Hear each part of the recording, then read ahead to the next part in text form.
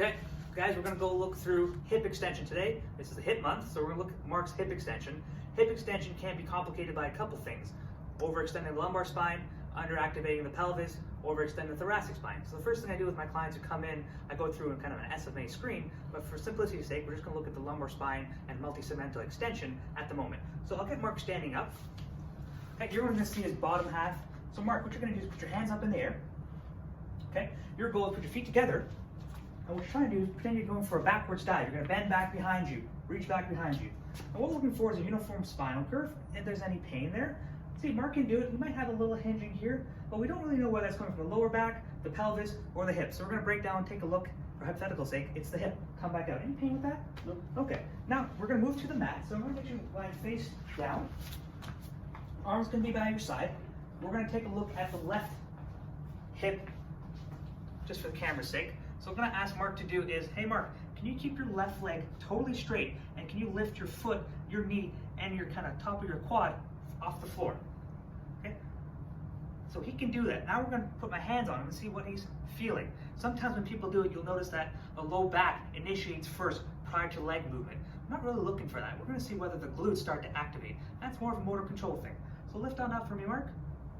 Good. So he has a little activation, not much, but the glutes activate. Any pain with that? No. So A, he can do it. Let's say he couldn't do it. Then I'm going to try to find out whether I can do it.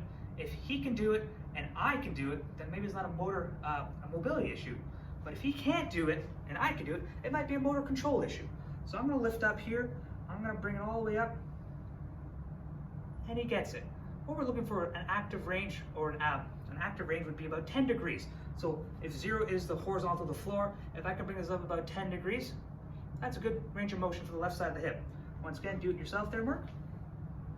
Okay. Now let's assume he can't even do it. That's me saying, hey, he can't do it. There's a motor control issue. Maybe it's a strength issue. We take a look at a further testing. That's where Mark comes in. He's going to show us kind of a glute bridge to see if we can actually activate the glutes.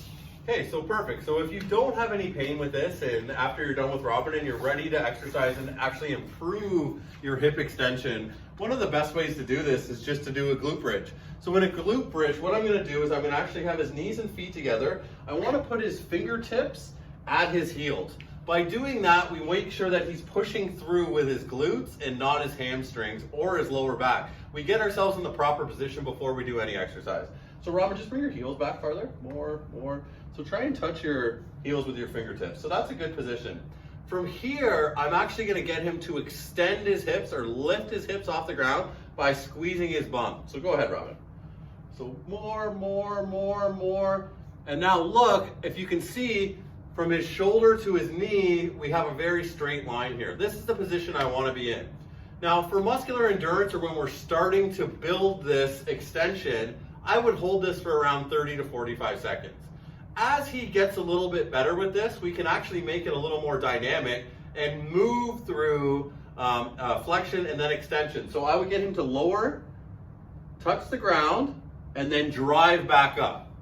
So I call these bridge touches. So this is another way that we can really work on extending the hip. If you notice, Robin does this with control and a very slow motion. If you do this fast and you're not in control, you probably will activate the wrong tissue. So make sure when you go through any of the movements that we show you, you're doing them correctly or you're doing them in a good, rhythmic, slow, controlled pace.